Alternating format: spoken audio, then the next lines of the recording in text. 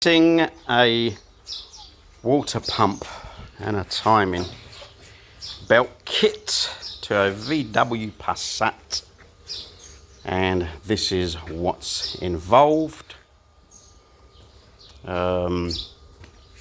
This has got to come off, all this, just to get to all this, because you can't take that bottom bolt off, and they've thought of it very well, these engineers.